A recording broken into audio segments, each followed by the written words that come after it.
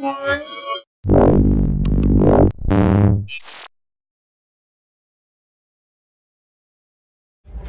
is always about setting the tone for the rest of the year for any company. Intel has made it abundantly clear that they're looking to take science fiction and make it a reality. Muli Eden had a really interesting keynote where he was equating the number of transistors that Intel can put onto a chip to the number of neurons in our brain. So in about 12 years, Intel should be there. Right? Wearables was a really big focus. They've been talking about it for the past few shows, but here at CES, they've really made it clear that the Galileo board, that was their initial development board for wearable, it's now the size of an SD card. So Edison is just the size of an SD card, and it's a full computer. So why don't we learn more about that? Edison.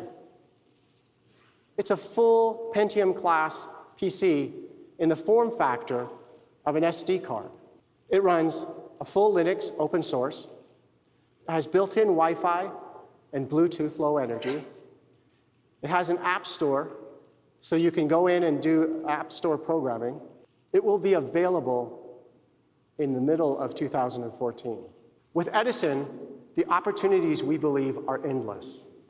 We would like to invite people from across the globe to participate. And to do this and to entice people to get interested, we're offering the largest prize ever, $1.3 million in prizes, $500,000 for first prize. But more importantly, the top 10 contenders will be connected with industry luminaries and Intel to bring those products to market. So Intel had a few other developer-related demos here at the booth. Why don't we check those out? So we're showing off the new MIMO monitor. And so the idea with the monitor is it's all based on a onesie. And from the onesie and with our turtle here, we can measure respiration, body position, skin temperature, activity level, and then make all that information available to a parent on their smartphone in real time. So anywhere in the world, you can take a look at your phone and know instantly what's going on with your child. Then we go one step further, and we actually look at that data and we analyze it, look for things like the baby waking up or turning over, or even a pause in breathing, so we can alert the parent and give them more peace of mind. Hi, my name is Carlos. I'm a research scientist with Intel Labs, and what we have here is what we call the Connect Anything platform. And it's just a very simple piece of code. What it does is you just download the code, put it in an SD card, and as soon as you put it in, the board, it turns the board into a hotspot, and which hosts a website. The website is actually that website, and it allows you to directly control all the pins in the hardware to turn things on and off, receive data from the sensors, and you can have full control of the hardware. My name is Alex Newman. I'm an engineer at Wolfram Research. And what this is right here is this is the Wolfram language running on the Intel Galileo. And you know, this is slated for the Galileo. We're also bringing it to the Intel Edison. So this is basically it's a rich, it's sort of a rich language that we kind of want to provide a way for people to make sense of the data that they collect with devices. There's like devices actually produce a lot of data, and there's one thing, what we sort of do is, I think we sort of make sense of that data. We visualize it, we compute it, we can provide, comparisons to the outside world, quantities, things like that. And we can also connect the devices to the cloud, provide cloud-based computation. So we're sort of providing a bridge between, devices and big data. And they also had a couple new pieces of hardware that we haven't seen before. Why don't we check that out? Hey, I'm Roland with Mobile Geeks, and we're right here at the Intel booth at CES 2014. And what we have right here is the new Vaio Fit 11A. So that's basically an Intel Bay Trail-based convertible. So what you can do is actually you unlock it. There's a switch back here where you lock the device, and there's magnets in this cover back here. So you can actually fold it like this. There's a nice mechanism on here, like on the bigger 2-in-1 devices from Sony. So when you want to convert it to tablet mode, you just unlock it and fold it down like this. And what you end up with is a device that you can actually carry around. It weighs just above 1 kilogram, I would think. It feels pretty light for a device of this size. It has an 11.6-inch Full HD screen, and it's based on an Intel Pentium N3520 Bay Trail-based quad-core CPU. So this one actually runs at up to 2.16 gigahertz. This one actually has 8 gigs of RAM in here and a 256 gigabyte SSD. let's just move back to the standard mode so I can show you around the device. Just click this in here, lock it, and then you're all set. The display actually folds back pretty far, so you won't have any problems reading on a desktop. And let's take a quick look around. We have the power button back here, full-size HDMI, so you can connect it to any HDTV or HDMI compatible display without using an adapter. You have two USB 3.0 full-size ports right here, combined headset and mic jack. This is a speaker outlet actually. On the front you get the power LED and the battery status LED, nothing else. On the left there's another speaker outlet here. That's a full-size SD card reader. This actually looks like a fan vent. I don't know if there's actually an active fan in there, but at 2.16 gigahertz, the new Pentium N325020 should actually have some smaller heat issues without any fans. So those of you who have been following me know that I have been active in the perceptual computing community for quite some time. At this show, Perp-C got renamed to RealSense, which is probably a good thing because Perp-C is probably only a name that a developer could love. So the Perceptual Computing SDK, which was a creative CAM, is now going to be embedded into laptops.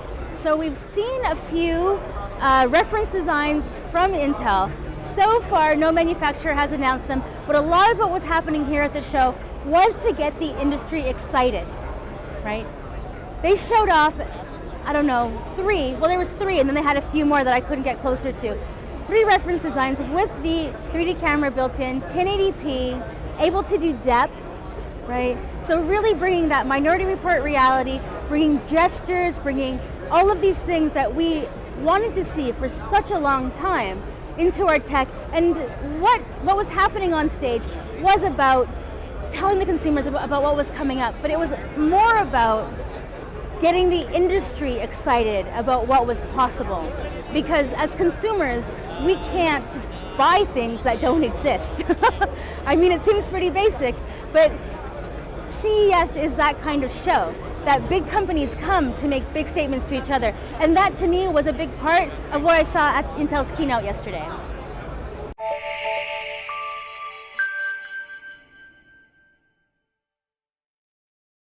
This is a unique opportunity, a special place and a special platform to deliver to you Intel's vision of the future. Wearables. If you've read the press leading up to CES, it's everywhere. We thought there was one simple answer for us, and that was to develop the smart earbuds. What you don't see is that the sensors for that heart rate are built into those earbuds. Those earbuds are what's measuring that heart rate. They get their power off the microphone jack off your phone.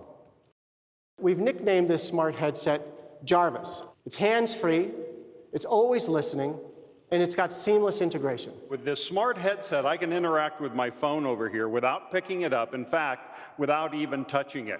The Jarvis we showed you tonight was working with a personal assistant that we've been working on, but the system will work with any of your existing personal assistants as well. As you start to get more and more types of wearables, you're going to run into an issue of how do you charge them all? And that's why we developed the next solution, the smart charging bowl. And you can drop multiple devices into this bowl. We're going to put that in there, and all of them are charging now. Where is the watch? I'm proud to show you here the smartwatch. All of the features of a smartwatch you'd expect. So this system has its own connectivity. It requires no tethering. And it has one other very unique feature, and that is smart geofencing. We are partnering with leaders of the fashion industry to work on wrist-worn wearables. The first 3 partners that we're working with, Barney's, one of the leading-edge retail companies, the CFDA, the most important fashion trade association, and Opening Ceremony, a global omni-channel fashion retailer. As more wearables are out there, there will be more and more security issues. We want to make security an essential part of computing. We are bringing our award-winning mobile security to every mobile device. If you really believe in enabling that ecosystem, what do? You offer it for free. Intel Device Protection Technology. You can now use Android in detachables and tablets anywhere you are, and it will be available this year. It meets the most security requirements for use at home and at work. It's full 64-bit and allows you to move seamlessly in and out of the office. There are times you want Windows, there are times you want Android. We wanted more choice. I'm happy to announce the availability of the Dual OS platform. I'm showing you it on Windows right now. I'm simply going to push the button, and it switches to Android.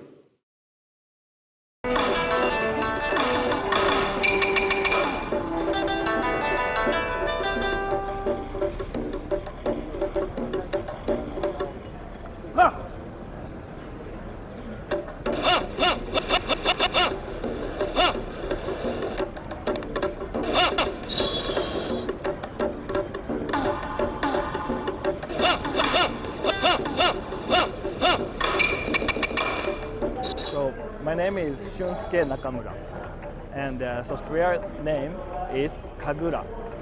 So I think it's possible to for me to play the music. Right. So it's the sense is the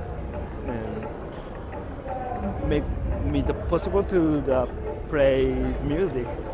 I haven't played such a fun RealSense game pretty much ever. So I was a judge on the first perceptual computing challenge by Intel, and these are the games that have come out of the second one. And so this is Kagura. I'm totally in love with it. The evolution of gesture gaming has actually, it's a very significant step in the past 6 months. Even just this water interface, it's very clean, and it gives you an idea of what the surface is like, right? So you come out, and then you can go in, right? So it gives you like a really interesting depth of field. Ow!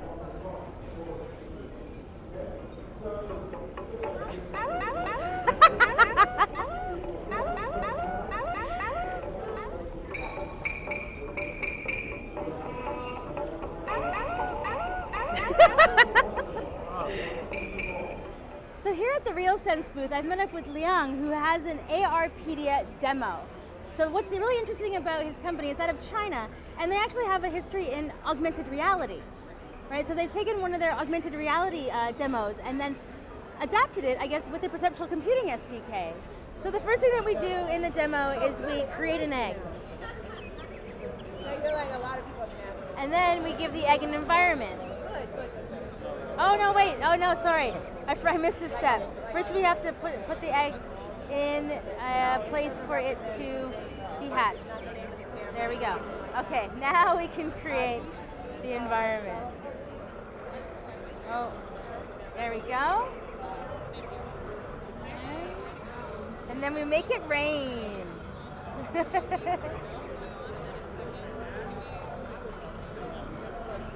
So you can see in this game how they've chosen that the little green dots kind of represent where the depth camera picks up your hand. So now we kind of put some sun around to make it grow, and so then the egg hatches. So this is actually an educational game, which I really like. So here, and now we push the ground down so we can play some flying games. All right, oh, we have to grab him. And then we can choose where we want to go. This is one of my favorite ones. So we're going to feed him. Okay, here, I'll use this hand. So here's some meat. Oh, there's the meat. The meat's on my hand. Is he going to come get it? Here's he coming. He's coming to get it. And then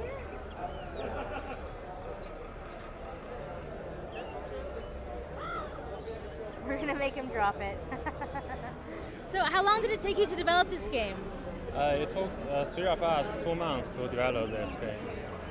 And there's a lot of data produced by the camera. How easy was it to deal with all of that data? The SDK is pretty easy to learn, and the data is well organized. The depth frame and the RGB frame, the gestures, and the face recognition, they are well organized. It's just easy to retrieve the data. Awesome. Well, I look forward to seeing what you're going to do next. So in this one, you actually use 2 hands. Each hand controls a different shield, and the goal is to provide a defense for the reef that's in the middle. So the jellyfish are coming, and you have to put up your hands to block them.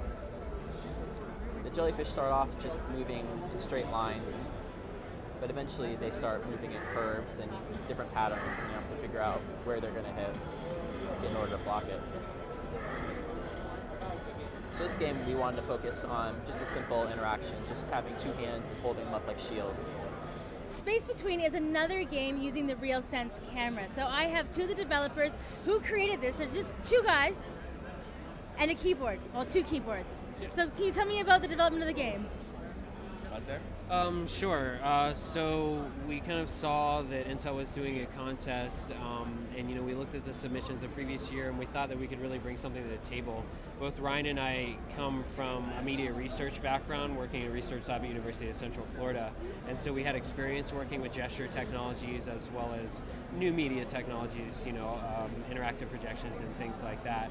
So we developed the game around the camera's technology specifically, based on the development time that we had, which was about 2 months.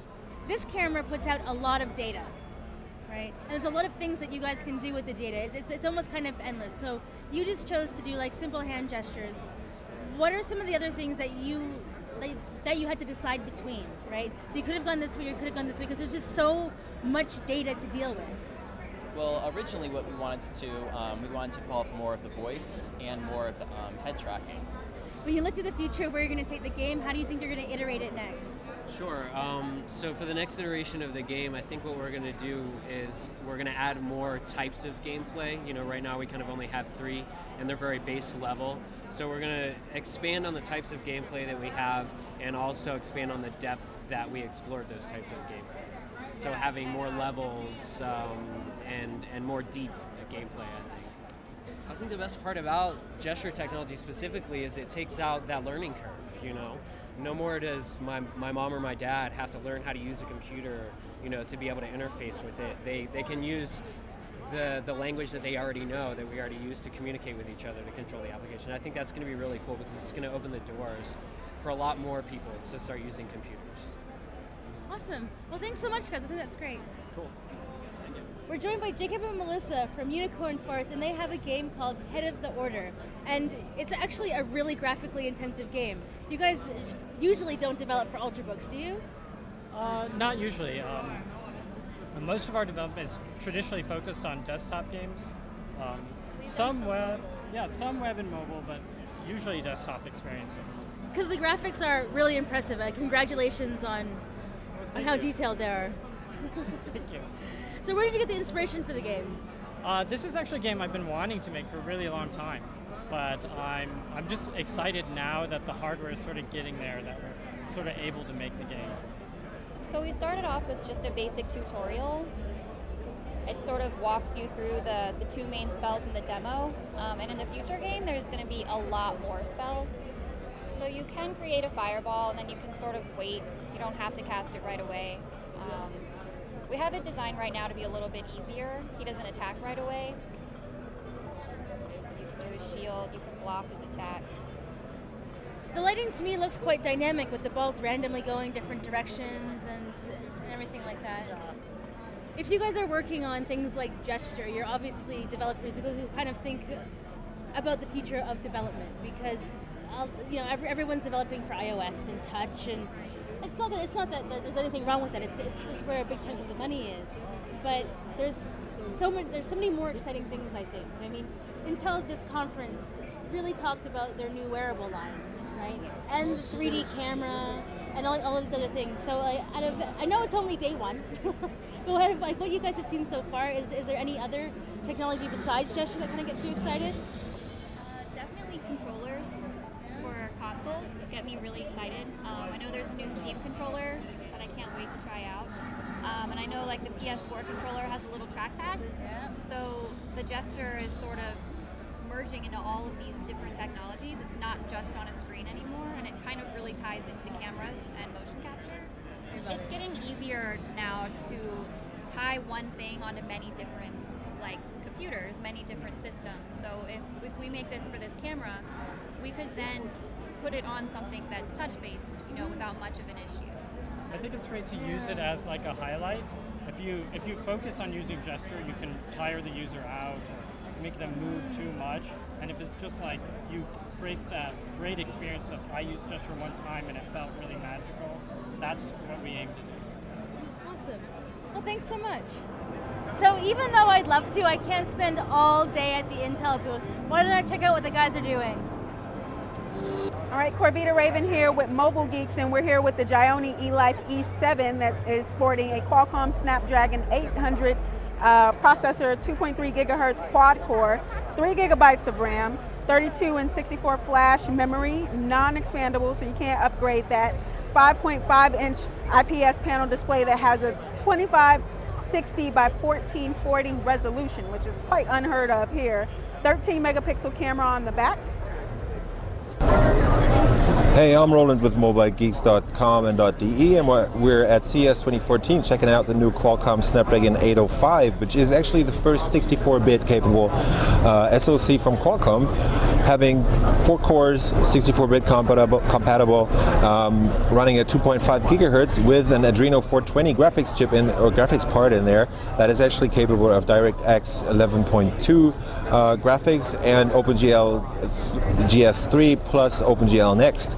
And this device is actually a developer prototype, so this thing is never going to make it to market in this configuration. We have an SD card slot right here, plus a super speed USB 3.0 port, micro HDMI out, plus a combined headset and mic jack. Up here we have the power button, and on the right this goes on to the screen rotation lock plus the volume rocker. On the left we have pretty much nothing, and on the bottom you get just connectors for this docking station over here, which is actually docked into this HDMI dock running Assassin's Creed. And as you can see, the performance is really pretty freaking awesome. As I said, it's running at 2560 by 1440 pixels. What I'm going to show you right now is actually something that most people haven't been showing off lately. There's a 13 megapixel camera back here, plus a dual LED flash. An NFC module is integrated as well. And let's just do a quick look inside this device, because that's something you're probably not going to see that often on a tablet. So this is the internals of the device. The 805 is somewhere back here, obviously covered by a heatsink, and you have a huge battery from Samsung in here. So this has been the Qualcomm 805, Snapdragon 805 based developer tablet. I have the new ZTE Nubia Z5S right here. That's the Z5S Mini in this case, which is a 4.7-inch 720p screen smartphone with the Qualcomm Snapdragon 600 quad-core under the hood. That's running at 1.7 gigahertz, combined with 2 gigs of RAM, 16 or 32 gigs of flash storage, and also LTE capability, and otherwise also super high-end, or not super high-end, but pretty high-end specs on this one. We have a 5 megapixel camera up here. Again, this 4.7-inch 720p screen, which looks really, really good. They have capacitive touch buttons underneath the screen, so you don't waste any space on the screen itself. On the back, you get a 13 megapixel camera right there with its LED flash, plus the headset jack up there. That's the power button over there. And on the bottom, we have just this single micro USB port and a mic. It's very colorful actually, because the Z5S, the bigger one, is more plain in colors, but the Z5S Mini is actually available in a lot of different colors. It looks like a really awesome phone that I definitely want to see in Europe or Germany. And that was Rolling with Mobile Geeks with a quick hands-on with the ZTE Nubia Z5S Mini. Thank you. Nicole Scotty from Mobile Geeks, and here we are at the Razer booth in front of a concept PC. Toaster oven? PC. Well, it's like a toaster, because it's modular. So you can actually pop each of these in and out and to do like a variety of different configurations. So the bottom part here is actually all mineral oil. So it actually pumps the oil up through the rest of the system for active cooling. And if you come around to this side, you can actually see that you can swap out a lot of these different things. So we have one over here with a USB port and a headphone jack. You can put in, you know, there's actually a 5 SSD RAID in there. You can see up there, choose your operating system. Right now it's between Windows and Windows, and they can add another operating system. I wonder what operating system they could be implying that maybe could go in there. Yeah. Anyways, so if you kind of like look at it, it is purely concept. And the thing about Razer is that they are a company that will make something like this, put it out to the world, and then say, world, do you really think we should make it? Do you really think this is something that we should do? Because when they had their gamepad, they went, oh, yeah, this is cool. And basically everyone went, yeah, that's neat. But then gamers just started like vomiting with joy, like they're zombies, because gamers love zombies. And then Razer made it. So basically what Razer is doing with this is they're launching it out at CES, and they're saying, gamers, do you love it? Right? So guys, comment, do you love it? Do you think that Razer should make it? Do you think that this is something that should really happen? I mean, yes, it's sexy. But do we need a modular PC with active liquid cooling from the bottom? If you're a gamer, the answer is yes. So obviously everyone leave a comment so Razer makes this. Nicole Scott from Mobile Geeks. Well, I'm exhausted. That was day one. We saw a lot of great stuff. I'm going to get to bed now so I can get up nice and early and beat the crowds to the show floor. Thanks so much for joining me. I'm Nicole from Mobile Geeks.